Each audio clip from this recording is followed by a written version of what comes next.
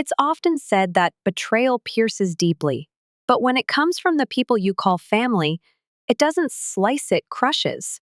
That night, in the golden heart of Rome, beneath soft candlelight and chandeliers carved like royalty, I stood in front of a table meant for 12.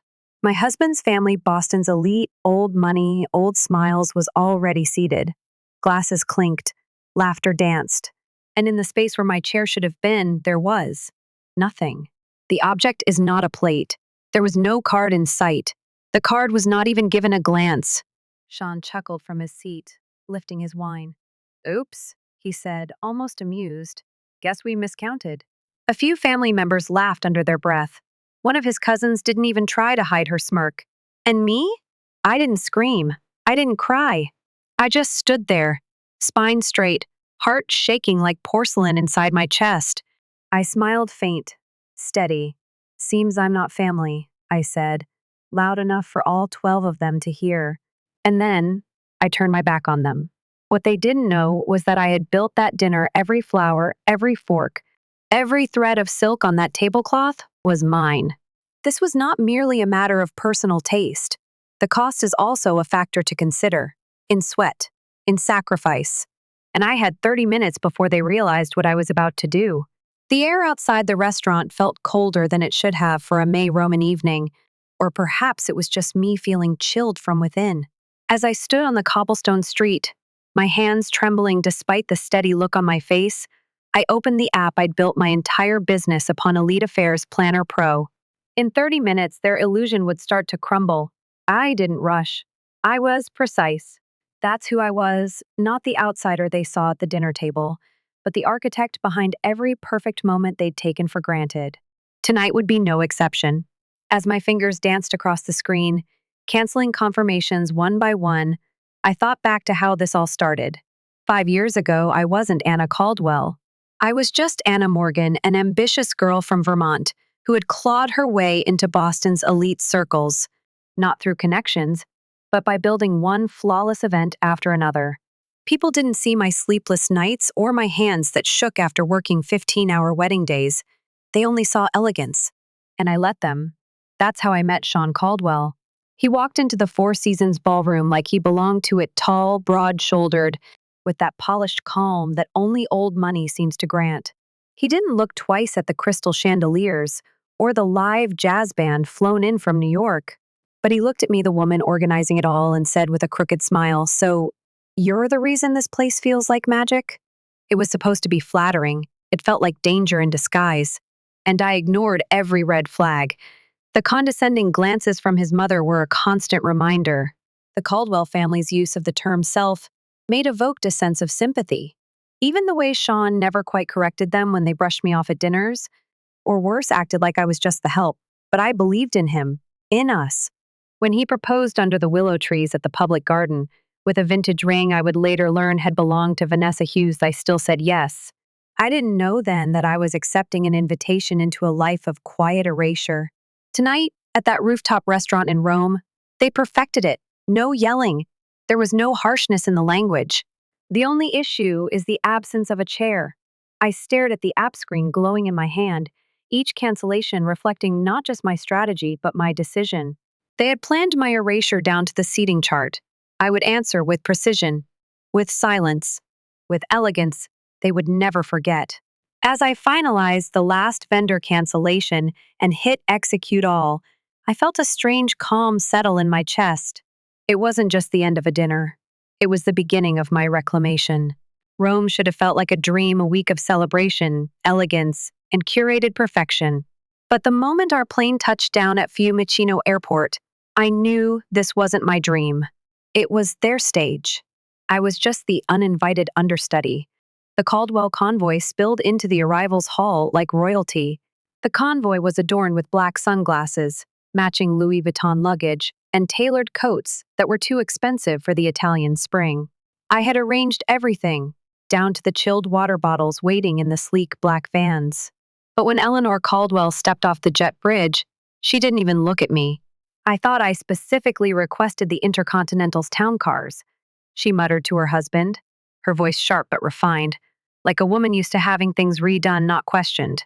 These are from Lux Transport, Eleanor, I replied evenly, keeping my tone professional. They serve the U.S. Embassy. I confirmed them myself. She waved me off. Yes, yes, of course. Well, let's just move on. It always started like that subtle erasure disguised as refinement. And Sean, he didn't even glance my way.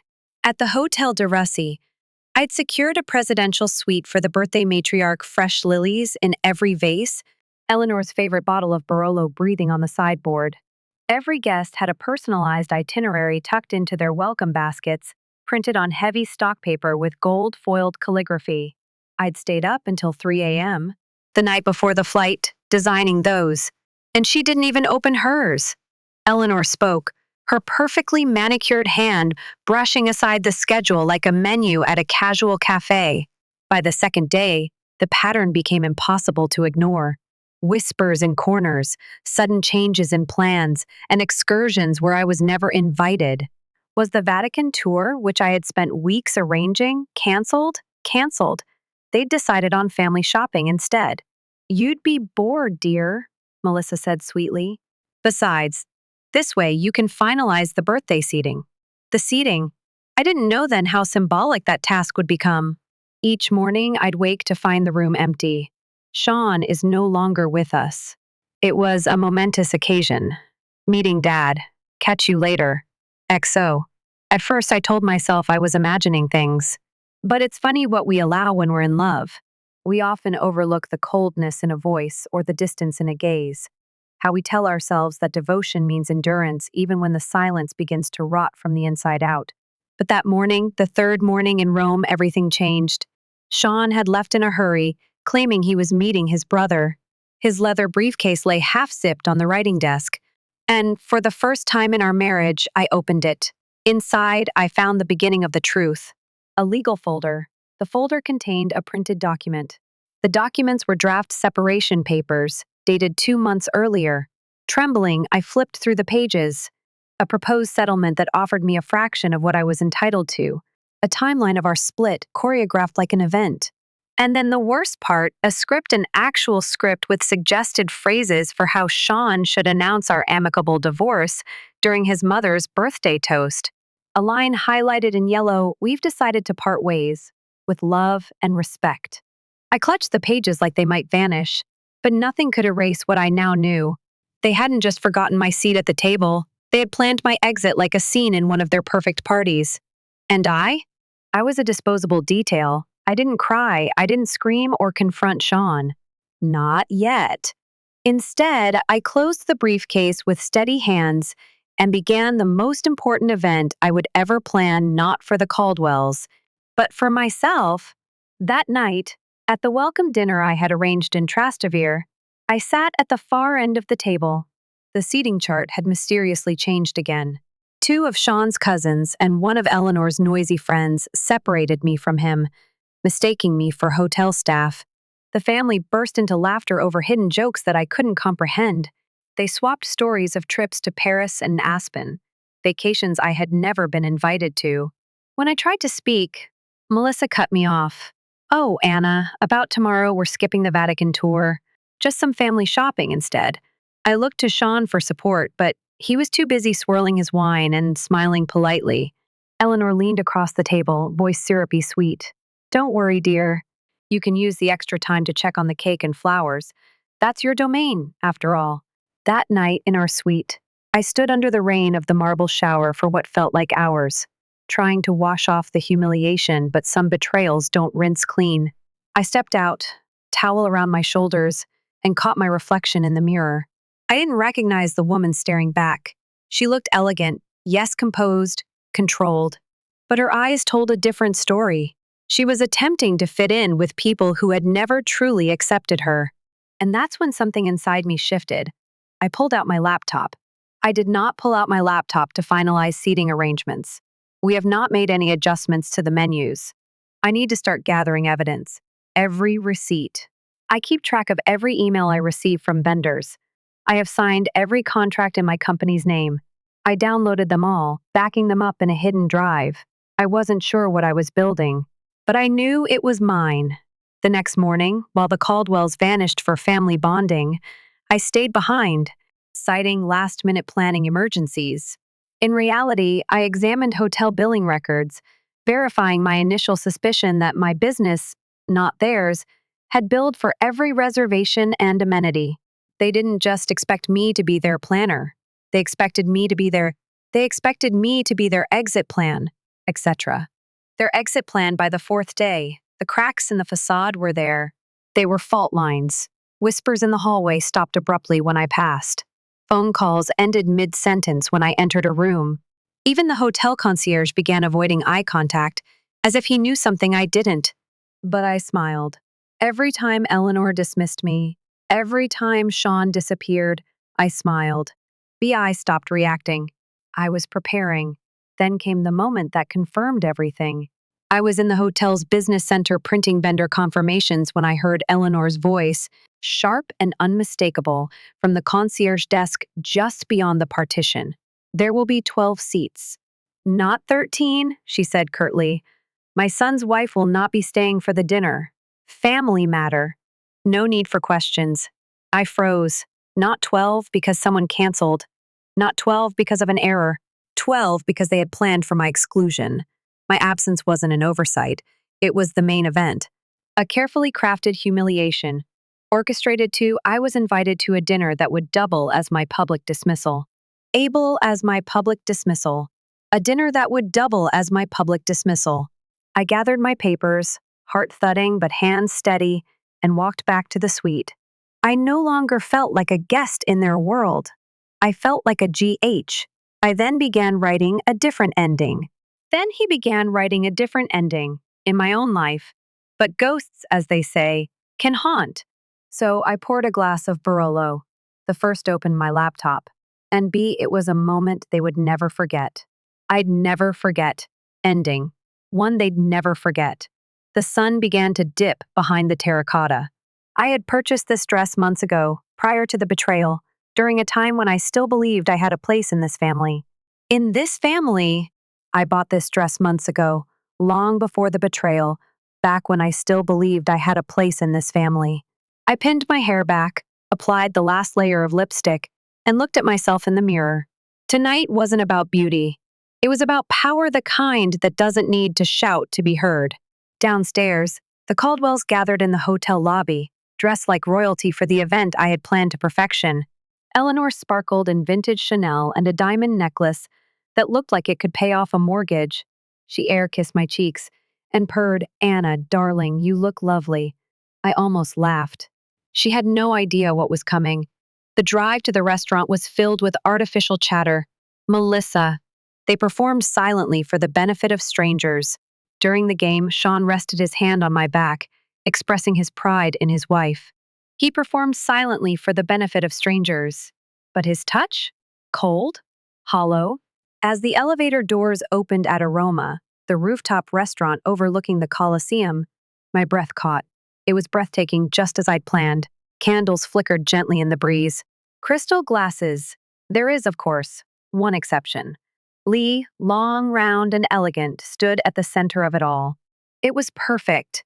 Except, of course, for one thing, there were 12 chairs, not 13. Not enough. I followed behind Sean as he led the family to the table. One by one, they took their places. I approached them. There was no place card. My name should have been nothing. No chair. No place card. No acknowledgement I existed. I stood still. Some staff glanced at me, confused. A waiter whispered something behind his hand. But no one moved to correct the mistake because it wasn't a mistake at all. Eleanor's voice rang out, feigning concern. "Is something wrong, Anna?" I didn't blink. "There seems to be a mistake," I said, my voice steady. "My seat is missing." The table hushed. Melissa leaned in, pretending to inspect the arrangement. "Huh, did someone miscount?" Sean rose halfway from his chair, pretending surprise. "Oops," he said, voice light. "Guess we miscounted." And just like that, they laughed. Not loud, that would be too obvious. No, it was the kind of laughter you hear at country clubs. The laughter carried a hint of cruelty. Tight-lipped, controlled. It was laced with cruelty. In that moment, I realized something painful but liberating. They had never made space for me not at the table. not in their hearts, not in their future. There was a slow, careful smile. There was a slow, careful smile. There was a slow, careful smile. There was a slow, careful smile. I could have yelled. I could have cried. I could have flipped the table, but I didn't. Instead, I smiled, a slow, careful smile. And I spoke the 4 words I'd been preparing since the first moment I heard Eleanor's voice at the concierge desk. Seems I'm not family. The table fell silent. Sean's confident expression slipped. Eleanor blinked, her moment stolen. I'll see myself out, I added, my tone firm. I walked past the chandelier. My place had never truly existed past the table. He had never truly existed beyond the table, deliveries, the evening. And with that, I turned and walked past the waiters. Waiters. Past the waiters. Past the chandeliers. Past the table where my place had never truly existed. I exited into the warm Roman night. My heels clicked against the stone path as I walked across, and I unlocked my phone. The cafe I had scouted earlier in the day was my vantage point. I ordered an espresso, opened my phone, and I launched the app I had designed myself, the one that gave me control over every detail of their perfect week. I had exactly 30 minutes. That was more than enough. Let the unraveling begin. From across the street, Aroma's rooftop glowed like a stage bathed in soft amber. The Caldwells, seated high above the streets of Rome, were raising their glasses to a future that was already crumbling. They just didn't know it yet.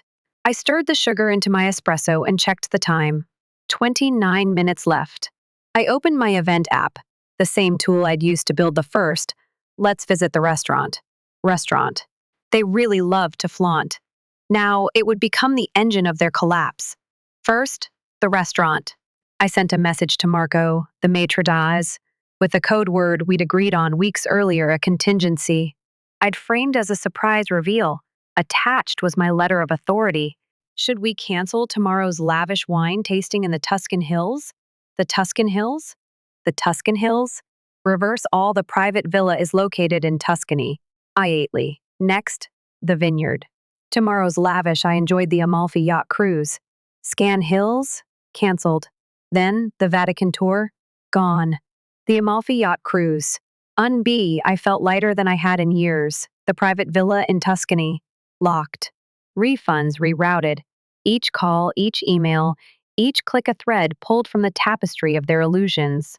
And with every unraveling, I felt lighter. Lighter than I had in years. My phone buzzed. Sean. The first message was dismissive. Where are you? Don't be childish. Then came the warning signs of panic. Mother's upset. You're embarrassing yourself? Then desperation. The hotel says the Vatican tour is canceled. What's going on? I ignored them all. The clock ticked. 28 minutes, 26, 23. And then, finally, I received confirmation. All vendors had processed the reversals. My business account securely holds my deposits. Everything they thought belonged to them had quietly slipped away. I drained the last of my espresso, stood up, and crossed the cobbled street with a grace I hadn't felt in years. Not rage, not vengeance. Control. Tonight wasn't about payback. It was about reclaiming my name. I entered the restaurant through the service corridor. I had personally inspected 3 days earlier. Marco met me just outside the kitchen. Senora Caldwell, he said, voice low, respectful. Are you certain about this? I handed him a sealed envelope with every document he'd need to proceed. I'm certain, I said, steady. And I trust your discretion. Marco nodded. When should I inform them? I looked toward the dining hall, the family mid-toast, glowing with champagne and illusion. In 5 minutes, I said. Just after they finished the first course. He led me to a small alcove near the kitchen, out of sight, but with a perfect view of the table. And I waited, watched. 12 Caldwells. 1 cake. No clue. They were laughing. We were living in a world that no longer existed. And soon, they'd realize it. My phone buzzed again, another message from Sean. What are you doing? I didn't answer, because I wasn't done. Not yet. From my hidden alcove, I watched as Marco approached the table. Richard, seated at the head, smiled at him, likely expecting a refill of wine, not a financial reckoning. Marco leaned in and whispered something. I saw the confusion cloud Richard's face, followed by irritation as he reached for his wallet. He spoke low, but his gestures sharpened. Marco shook his head slowly, pointing to something on his tablet. I'd emailed him everything: the contract, the payment history, the cancellation notice. It was all there. A ripple moved through the table. Eleanor stopped mid-bite. Eleanor gripped the stem of her glass tightly. Your family's financial facade is now tenuous, like glass, knuckles whitening. Sean was on his phone now, reading what I'd just sent him. All deposits have been reversed. All reservations canceled. ER thin. Enjoy the caviar. He looked up from the message like someone had just read his obituary aloud. Melissa leaned in, whispering to her husband. Thomas grabbed his phone. Eleanor froze. Regal as always, but her neck twitched just once, the first crack in her porcelain mask. I stepped out from the alcove, heels clicking softly on the polished floor, and every head turned. The hush was instant. Even the other diners noticed. Even the waitstaff paused. Sean stood abruptly. Anna, what the hell are you doing? I didn't answer him. Not yet. I addressed the table like I'd addressed hundreds of clients before, with a quiet, steady tone that made people listen. Seems I'm not family, I said again. This time, not as a victim, but as a verdict. Eleanor surged to her feet, pointing a shaking hand at me. You've humiliated us in front of everyone. I smiled. I learned from the best, Eleanor. Public humiliation was your idea, remember? Richard tried to stand. This is outrageous. You have no right. I cut him off. I have every right. Every contract, every reservation, and every payment for this entire week is under my name, not yours.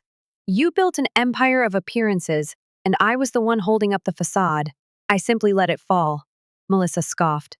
You think this won't follow you? When Sean divorces you, you'll get nothing. I looked directly at her, then at Sean. That's where you're wrong. I have copies of everything. Offshore ACO. He has a child with Vanessa through fraudulent transfers. And yes, Sean's affair. He has a child named Vanessa. Tell me, Eleanor, how do the faces feel about that? Gasps. Audible ones. Faces drained of color. It was like watching a chandelier fall in slow motion, elegant, inevitable. What chaos had I left behind? It's impossible to stop. Sean took a stumbling step toward me. We can still fix this. I met his gaze without flinching. I'm not broken, Sean. I don't need fixing. You do. Then, calmly, I turned, walked, not running, not crying, just done.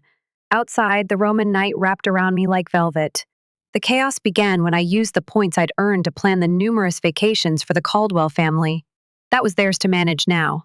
I hailed a cab, gave my name to the driver, and leaned back in the seat. I wasn't Anna Caldwell anymore. There was only silence, the kind that did.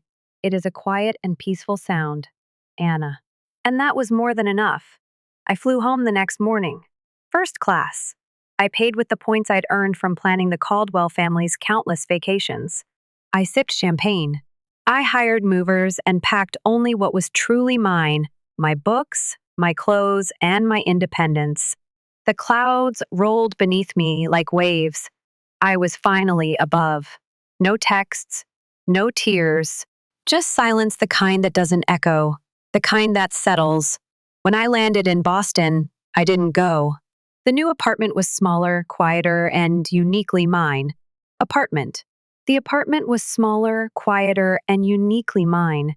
I hired movers and packed only what was truly mine: my books, my clothes, and my independence. Everything else? Let them keep it. Let it rot under the weight of the secrets it was built on. 2 days later, the Boston Globe ran a brief item: Caldwell Investment Group facing financial inquiry. It was just a ripple, but I knew the storm was coming. My phone buzzed again and again. From Sean, you have no idea what you've done. You've destroyed everything. Please, Anna, just talk to me. From Eleanor, I always knew you were common. Now the world does too. I didn't reply. I didn't need to. Each offshore transfer reveals a hidden asset. I sent the offshore transfer to my lawyer. Comment I'd collected to my lawyer. Each time I refused to simply walk away. Asset. Every lie. Just 6 months later, I returned to Italy, arranging a celebrity wedding on the Amalfi Coast according to my own terms. They didn't. They couldn't. Because I didn't just walk away. I outgrew them. 6 months later, I was back in Italy this time on my own terms, planning a celebrity wedding on the Amalfi Coast. As I stood on the terrace, the ocean below me, vendors waiting on my call, I realized something simple and true. I was happy. Not because I'd won. However, I wouldn't let go. The Caldwell family tried to shrink me to make me fit into a box they'd labeled decorative, useful, disposable. But I built a life outside their label. I built something real, something mine. And in the end, they didn't take anything from me. They freed me. They freed me from performing, from apologizing, from asking to belong. I belong to myself now. I raised my glass to the setting sun. Let it burn orange and gold across the sea. Let it toast the empty chair that once haunted me. The absence of the chair did not imply that I had no place. It meant I. Have you ever experienced a sense of alienation within your own narrative? I'm finally ready to find one of my own. Now let me ask you something. Have you ever had to choose between being accepted and being true to yourself? Tell me in the comments. I want to hear your truth. And if this story resonated with you, if you've ever walked away from something that once defined you, tap that subscribe button, drop a 1 in the comments, or just tell me where you're listening from. This channel isn't about noise. It's about you and the power that comes from knowing when to say, enough.